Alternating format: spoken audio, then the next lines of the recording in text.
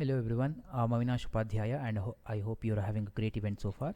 In the next 10 minutes, I'll be talking about Chaos Engineering 101 and how the chaos principles can be applied to storage and in particularly cloud native storage or Kubernetes storage. A little bit about me, I work as a DevOps engineer at HashedIn by Deloitte and I contribute to a lot of open source cloud native projects, and I'm also a Kong champion. Please feel free to reach out to me on any of these handles if you have any questions after the session is done. Let's talk about resiliency, right? Before we jump into chaos engineering, so it is important that any system or any application is resilient against failure. So there are multiple ways of ensuring that the application is resilient against disasters or any sort of failure. But one such way is to use chaos engineering. So what is chaos engineering, right? So chaos engineering is the art of willfully injecting failure to an application in a controlled fashion so that we can expect what could go wrong in an actual production scenario. For example, let us look at some of the common chaos scenarios.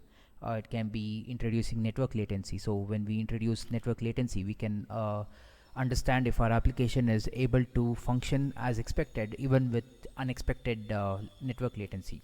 So we perform chaos experiments and use chaos engineering tools to add network latency to see if our application can withstand such unexpected conditions. Other similar common chaos scenarios would be packet drops or CPU hog or memory hog, that is increasing the CPU and memory so that to check if our application is able to withstand such failures. So a common chaos workflow would look like this. That is, we define the hypothesis, we define what could be the possible failure for our application, and then we go about conducting the experiment, the chaos experiment. So let's suppose we have defined that the hypothesis is that our application can withstand failure of any particular node or any particular underlying infrastructure, right? So we go about simulating that while conducting the experiment. And then another important aspect of performing a chaos experiment is to have an observability system set up. So once we perform the experiment, we observe the system to see if our application is working as expected even with the chaos introduced. So and an important concept here is to have the right SLOs to make sure that we monitor the system not just with the metrics but with SLOs to see if the overall performance of the application is not impacted by the chaos experiment.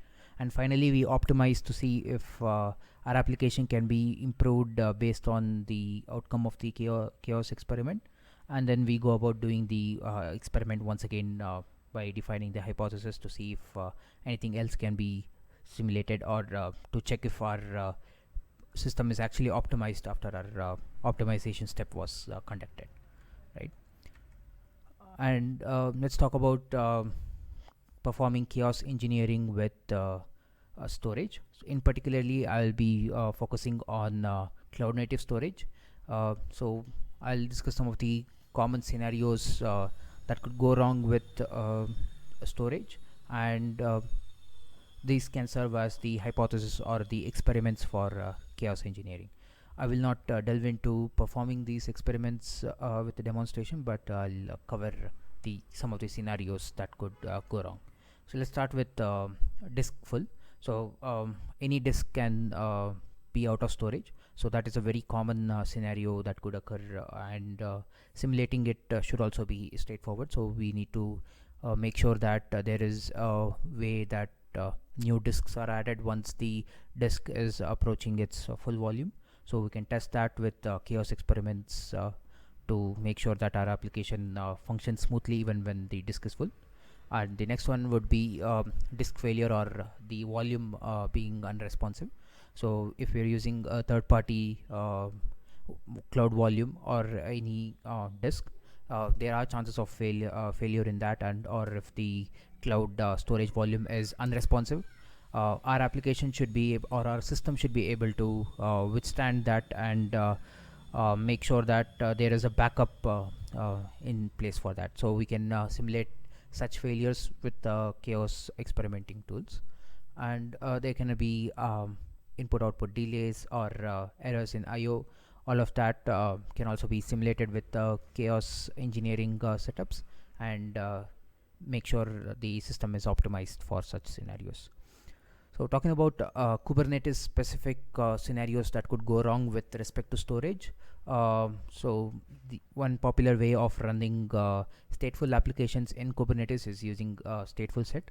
So there could be issues with stateful set, such as the pod crashing, or there's the regular chaos engineering experiments that can be performed on stateful sets, that is maybe introducing a network delay, or the introducing CPU hog, memory hog. All of these can be applied to stateful sets as well, to see if the stateful set is able to withstand that and optimize our application. And another common scenario that could go wrong with a Kubernetes setup is the persistent volume not being attached to a pod. So if I make a persistent volume claim, if there are no persistent volumes to be attached, that could also result in failure. So testing these scenarios as frequently as possible to ensure that the application can respond even with such failures is a really important concept. Thank you for your time and attention. I'm Avinash. Please feel free to reach out if you have any questions, and I hope you're having a wonderful event, and I hope you enjoy the rest of the sessions. Thank you.